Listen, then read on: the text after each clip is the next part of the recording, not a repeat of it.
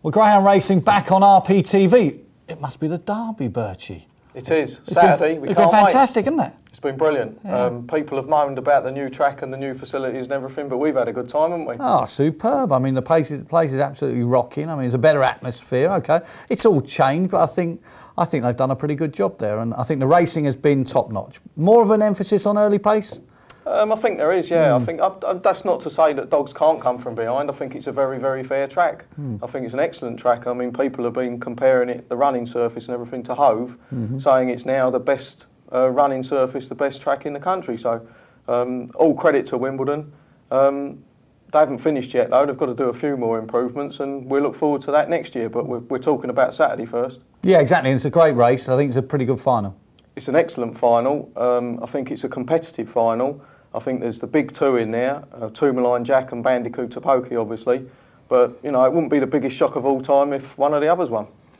And it's full of Derby winning trainers. I mean, even we've got the Hungarian dog in Trap 2 who's won the European Derby. And you've got Irish Derby winners, Scottish Derby winners, English Derby winners, of course. Obviously, Charlie Lister's the Derby King, won it 4 times. It'd be one of his biggest ambitions, you know, left to win it for a 5th time. Dolores Roof, she won it with Shanley Slippy. God, it was a long time ago, wasn't it? 1996, I remember it as if it was yesterday. And she's got a hope in Tourmaline Jack, who very reminiscent of Shanley Slippy in many respects. Well, he's gone unbeaten as Lyrene Mover. I mean, you've got close and personal, so to speak, with Tourmaline Jack. What do you think of the dog? I think he's a lovely dog. I think he's got everything you need in a Derby winner. I think he's got early pace. I think he's got lightning acceleration down the back straight, and he stays. I think he drives that 3rd bend at Wimbledon fabulously well, and I'm looking forward to a great buckle between him and Bandicoot Topoki. So what's the scenario? Derby King, Charlie Lister gets Bandicoot Topoki out, and then what happens? I think they've got pace at exactly the same stage. I think they both accelerate 20 metres into that 1st bend, and I think if they both break level, I think they're going to be inseparable going around those first 2 bends. I think it's going to be a battle royal down the back straight. I'm just thinking that the way Tourmaline Jack drives that 3rd bend, I was speaking to Dolores Roof this morning, and she was saying that she thought the reason he got beat in the Easter Cup final was because he didn't actually drive that 3rd bend and close the gap on Felsberg Joker. Joker, yeah. And I think she thinks this time that he's driving that bend so well that if Bandicoot Topoki is there, then maybe he will get across and close the gap on Bandicoot. But there's very, very little between them. Let's just hope for a clean run race.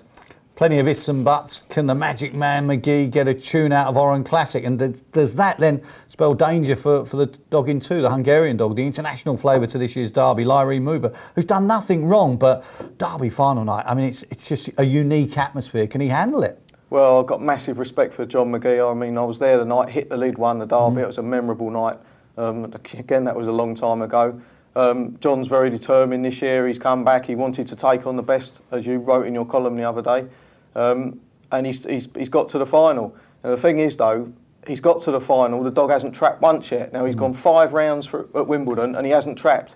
Now, OK, John's the Magic Man. He's a great trainer. His record proves it. But I don't really understand why he's going to trap on Derby final night. If he hasn't trapped in the previous 5 rounds, why is he going to trap on Saturday night? If he does trap a little bit better, I think he's going to move slightly off from trap 1, and I think that could spell curtains for Lyrene Mover, the Hungarian sensation. He does just what's required, Lyrene Mover. I mean, if you look at the aggregate winning distances of himself and then contrast it with Tourmaline Jack, I think Lyrene Mover's aggregate winning distances during the Derby are little more than 3 lengths, whereas Tourmaline Jack, I think it's something like 17, 18 lengths.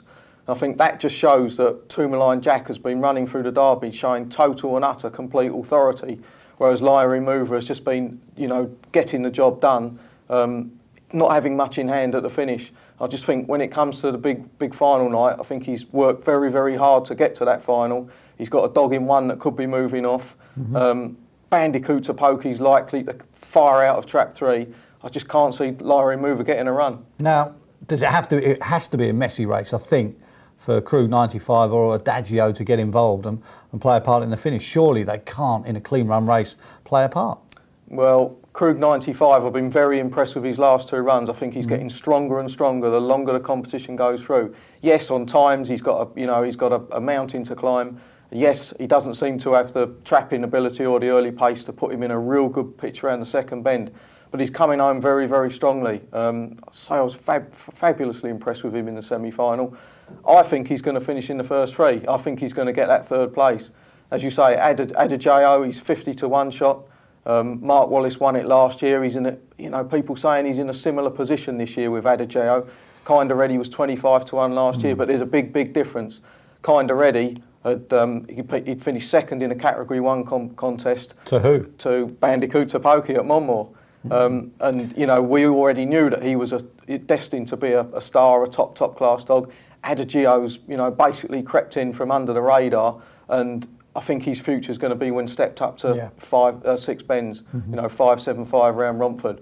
I don't think Adagio can win it. He certainly can't win it in a trouble-free race, and it's very difficult to envisage a scenario where he can win it. But fantastic for Mark after what happened to Eye on the Storm in the first round. Exactly. No one would begrudge him success again, of course, and great to see him in the final. So I think what we're trying to say is that maybe the bookmakers, have they got it wrong? Is it more of a toss of the coin between Bandicoot and Tourmaline? Because there's a lot of difference, it seems, in the prices between 1, 2, 3 and 5. I think Bandicoot Topoki is a big price. I think he really is. I don't think there's going to be a great deal in it at the finish. As a punter, I tipped up Bandicoot at 25 to 1 in my Price-Wise column anti-post, and I've backed him at 25 to 1.